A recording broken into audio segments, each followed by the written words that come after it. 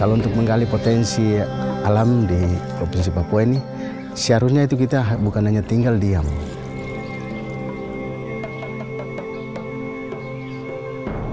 Danau sini ini kan punya kalian. Kalian harus berusaha manfaatkan ini sebaik-baiknya supaya menjadi usaha kalian. Jika nanti di suatu saat kalau dana ini sudah tidak ada lagi, kamu punya usaha ada, usaha kopi sudah ada.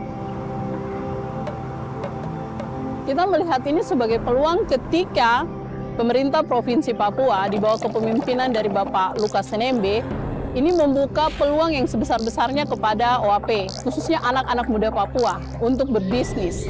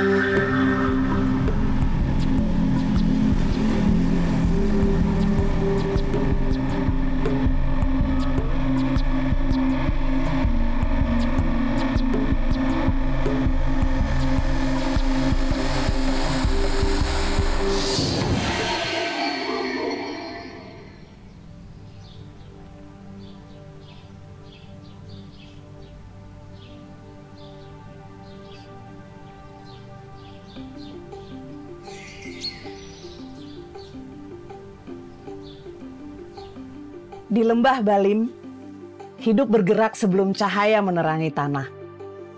Langkah-langkah kecil dan tetap akan menyeruak gelap dan dingin.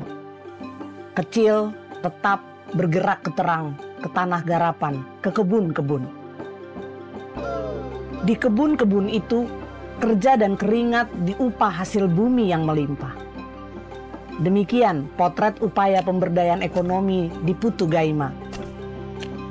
Di kampung Putu Gaima, ada langkah-langkah kecil, telah, sedang, dan akan berkelanjutan di ayun menuju kemandirian ekonomi. Di masyarakat, langkah kecil kemandirian ekonomi itu diayun bersama cangkul, kerja, dan keringat penduduk di kebun-kebun subur mereka. Tindakan itu diupah panen daun bawang melimpah. Tapi untuk mandiri secara ekonomi, langkah-langkah kecil di kampung perlu dijalin dengan kerjasama berbagai pihak. Kerjasama berbagai pihak membuat daun bawang bernilai lebih dari sekedar bumbu. Bagi penduduk Putu Gaima, daun bawang adalah cara menguat kabut dingin kemiskinan di lembah Balim.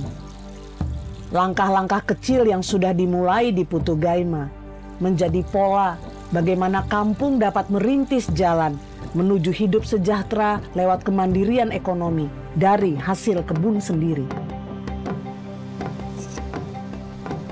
Kami coba ciptakan satu program di mana tugas masyarakat di tempat ini hanya menanam, kemudian mengolah dan memasarkan, tidak perlu harus dibawa ke pasar lagi.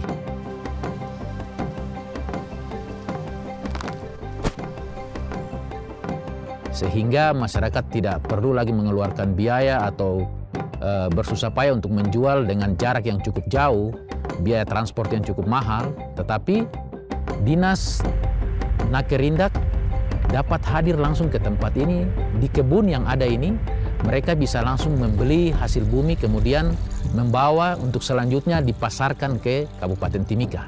Kami juga sudah buka koperasi kerjasama dengan Dinas PTSP. Kami sudah buka koperasi satu besar. Yang bisa dikategorikan sebagai koperasi mandiri, sehingga mampu melayani semua warganya di tempat ini dalam hal kebutuhan rumah tangga. Ini menjadi sebuah sistem terpola yang sangat baik untuk kami, ciptakan dan menjadi contoh untuk kampung-kampung lainnya. Bagi Papua, tanah adalah mama. Dari perutnya lahir kelimpahan hasil bumi, lahan yang luas dan subur yang bisa ditanami oleh berbagai komoditi.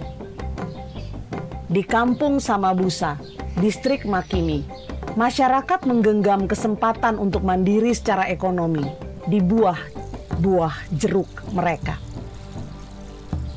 Saya di dalam bergelut sebagai petani itu kurang lebih sudah 19 tahun. Karena di daerah dataran Papua itu sangat luas. Kalau untuk menggali potensi alam di Provinsi Papua ini, seharusnya itu kita bukan hanya tinggal diam, tapi kita mau sama-sama dengan teman-teman dari luar Papua untuk sama-sama untuk menggali potensi yang ada ini. Untuk menggali potensi ini saya hanya khususkan untuk buah jeruk. Disitulah kami ambil inisiatif untuk membuka lahan jeruk di Kampung Somabusa ini dengan nama Kelompok Tani Sare. Dengan bahasa asli orang Wate, suku asli Nabire ini diindonesiakan itu bangkit atau bangun dari tidur.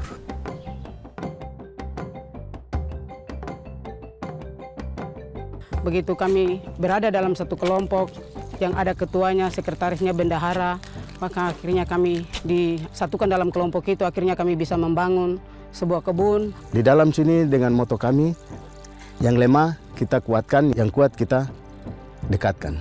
Dari awalnya itu sudah berpikir bahwa kami harus berdampingan, hidup harus berdampingan dengan saudara-saudara dari luar Papua untuk sama-sama. Karena sumber daya yang ada di orang Papua itu, terlebih khusus di bidang pertanian itu terlalu lemah, kami terlalu lemah. Tetapi pengalaman saya sepanjang perpaduan ini, kami jalan sangat luar biasa. Dan itu sangat bermanfaat untuk kami semua.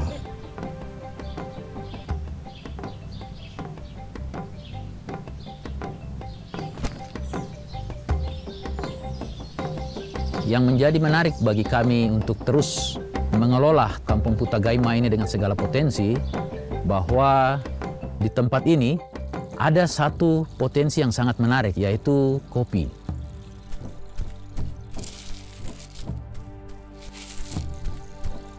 Kami mengajar mereka bagaimana dengan adanya dana otsus, setiap masyarakat yang ada di pegunungan bisa memiliki usaha. Kami bisa membantu masyarakat dari pegunungan untuk kami bisa mengolah kopi mereka di sini. Dampaknya banyak, cukup memuaskan juga bagaimana masyarakat kami sekitar bisa mengetahui caranya menanam dengan baik, memanen dan menjual hasil pertanian mereka. Jadi mereka bisa mendapatkan penghasilan dari apa yang mereka pelajari.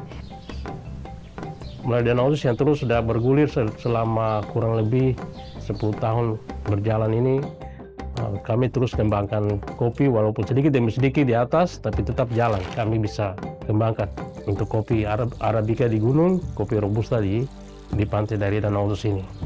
Banyak hal yang mereka kembangkan juga dari apa yang sudah dibagikan, seperti ada penanaman kopi dengan kelapa, terus produksi sagu sudah diproduksi dalam bentuk peks-peks untuk dipasarkan ke masyarakat. Dan sudah ada di beberapa toko dan beberapa tempat yang dijual. Masyarakat tidak mungkin membawa hasil kebun yang seperti keladi, betas yang sangat berat untuk naik pesawat ke jual, tidak mungkin. Dan itu dia akan mendapatkan nilai jual yang kecil. Kalau dia bawa kopi, dia punya nilai jual tuh sangat tinggi.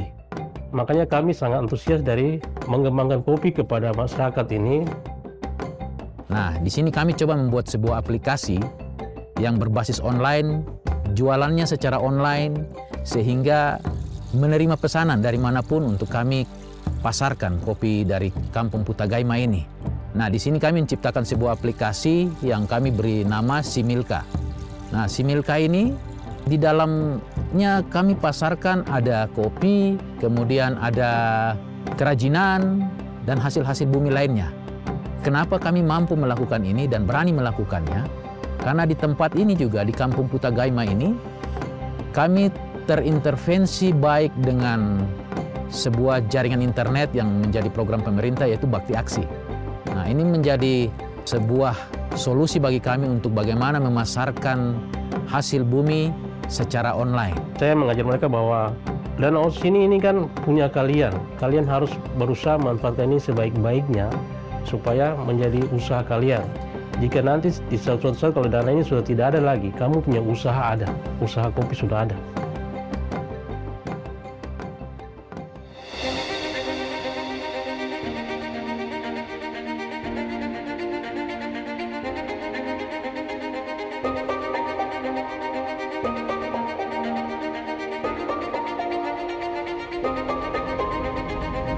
Ada beberapa lapangan terbang yang dikelola oleh pemerintah Kabupaten Mimika. Untuk di Kabupaten Timika sendiri ada 9 landasan lapangan terbang, 2 dikelola oleh Kementerian Perhubungan, 7 dikelola oleh pemerintah Kabupaten Mimika, kemudian ada 4 lagi lapangan terbang yang sedang dibangun saat ini dalam proses pekerjaan. Tujuannya adalah sebenarnya untuk membuka aksesibilitas dan mobilitas penumpang dari Kabupaten Timika ke daerah-daerah pedalaman.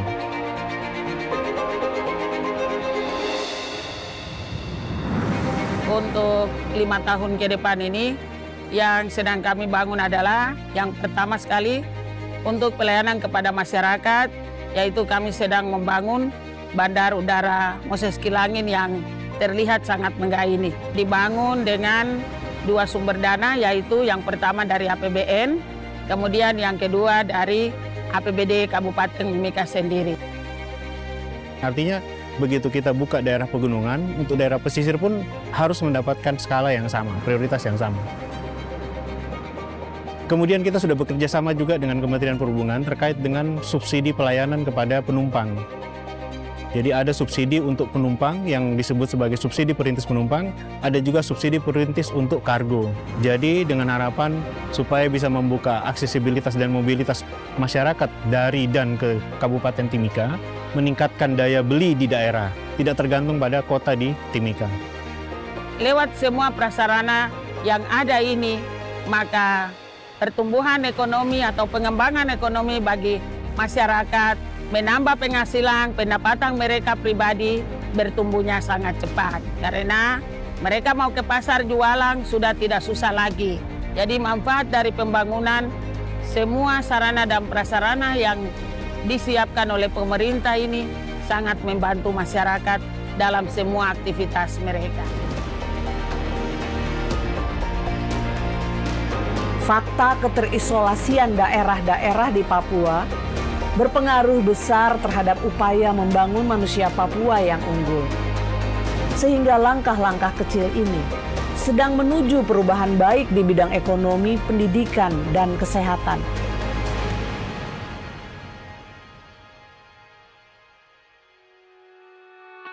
Jumlah siswa itu ada 1.019 orang dan terdiri juga dari 50% orang Papua, yang 50%-nya juga non-Papua. Kemudian kalau untuk konteks yang kami bangun di sini, visi kami karena membentuk peserta didik yang berkarakter dan berprestasi, maka kami harus mewujudkan anak-anak yang tidak hanya pintar, tetapi juga mempunyai karakter yang baik.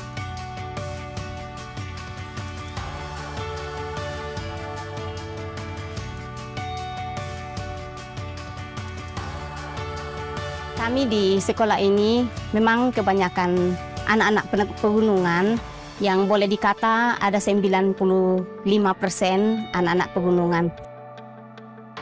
Untuk terus bersemangat dan memberikan dorongan untuk mereka sehingga mereka termotivasi untuk tetap semangat untuk mengikuti pendidikan.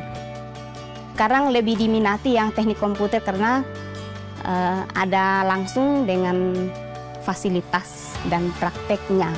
Dengan peralatan komputer memang sudah ada. Yang tadinya misalnya ada yang praktek di Telkom, ada yang sudah langsung dipanggil untuk kerja karena memiliki kemampuan untuk misalnya pasang IndiHome, ada beberapa yang sudah dipanggil kerja di sana.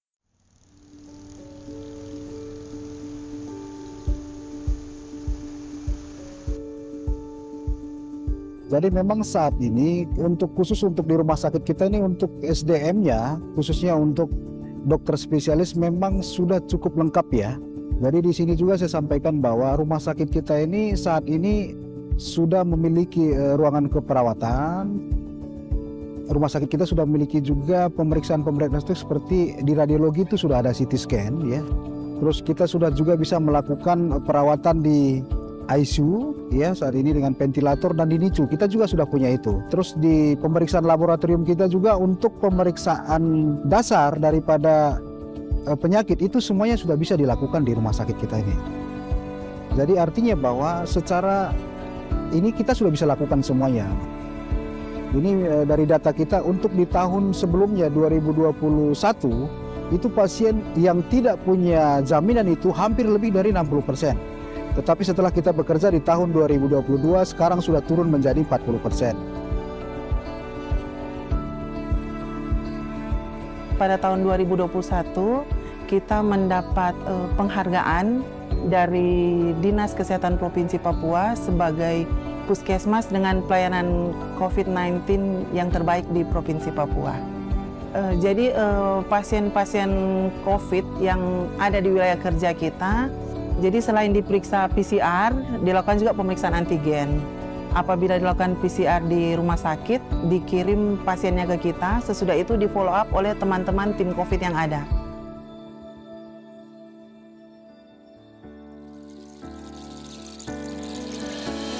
PON Papua adalah panggung pembuktian apa yang dapat dicapai manusia Papua.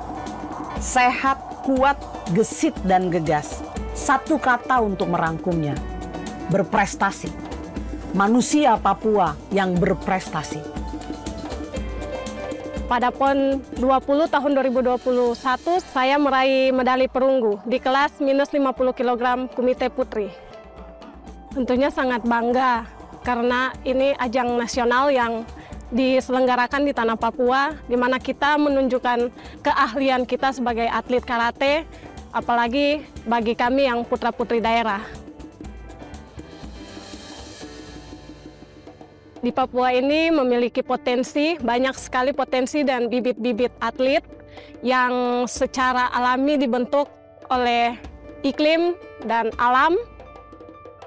Jadi ketika kemudian pemerintah menyediakan penyelenggaraan PON yang mana dimaksimalkan dengan pendukung sarana dan prasarana, menciptakan kemandirian serta membangkitkan inspirasi bagi kami untuk membina atlet-atlet baru yang akan meneruskan perjuangan kami.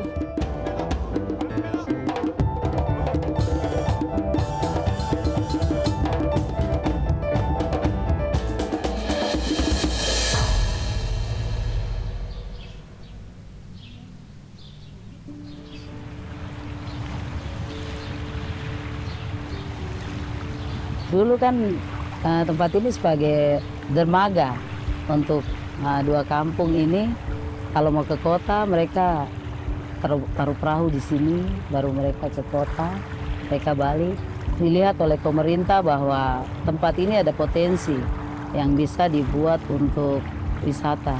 Kami kerjasama dengan Dinas Pariwisata Kota untuk dibangun sepeda air dan dikelola oleh kami sebagai hak wilayah dan juga orang-orang di sekitar sini, terutama orang dari kampung yang jadi pekerja di sini. Kami bisa meningkatkan ekonomi kami masyarakat sehingga apa yang boleh kami untuk anak-anak sekolah bahkan untuk makan kami sehari-hari bisa kami ambil dari sini tanpa merusak hutan yang sudah ada.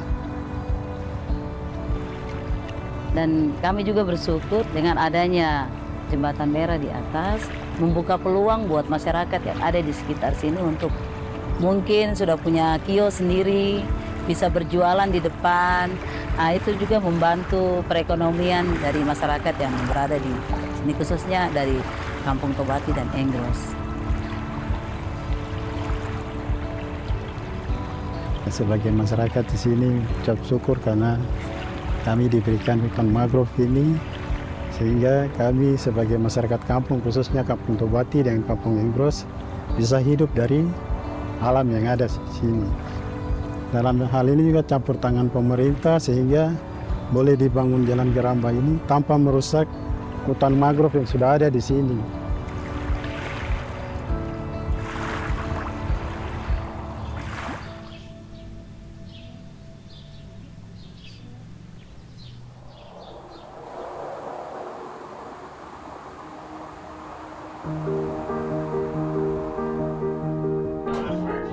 Saya mendirikan warung Komrov, sebutannya warung Komrov, warung dengan ejaan lama, karena Kami merasa bahwa ini bisnis dan dunia baru untuk kami di Papua, khususnya anak-anak muda Papua. Ini bisnis baru dan penuh tantangan.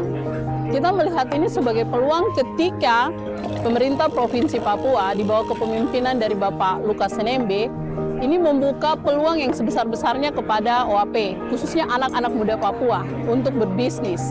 Terutama setelah Bapak Lukas memperjuangkan adanya PON, pelaksanaan PON di tanah Papua.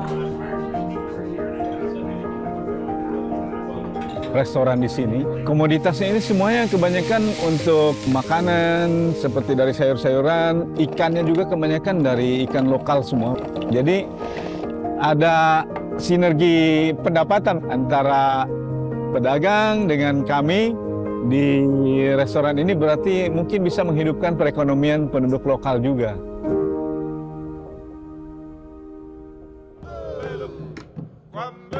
Papua sedang berjalan dengan sepenuh harga diri. Dalam setiap tahap perjalanan, manusianya akan menjadi kenyang dari hasil tanah sendiri. Makin lama, makin kuat, cepat, gegas, gesit, penuh daya saing. Langkah-langkah kecil itu, denyut pembangunan Papua, tetap dinamis, penanda yang menggembirakan. Bagaimana selama 10 tahun ini pembangunan di tanah Papua terisi dengan baik. Banyak dokter-dokter baru yang tercipta dari program-program unggulan di tanah Papua. Bagaimana membangun tanah Papua sesuai dengan yang kita butuhkan. Jadi bicara sesuatu, kita juga harus mempersiapkan sesuatu. Bagaimana supaya itu jadi. Tidak hanya bicara kemudian lepas begitu saja. Pak Jokowi bilang kerja nyata kayak itu. Jadi harus melakukan sesuatu yang real dan berdampak pada kehidupan. Papua yang bangkit, mandiri, sejahtera, dan berkeadilan. Itu bukan mimpi. Mari terus melangkah, menyambut terang.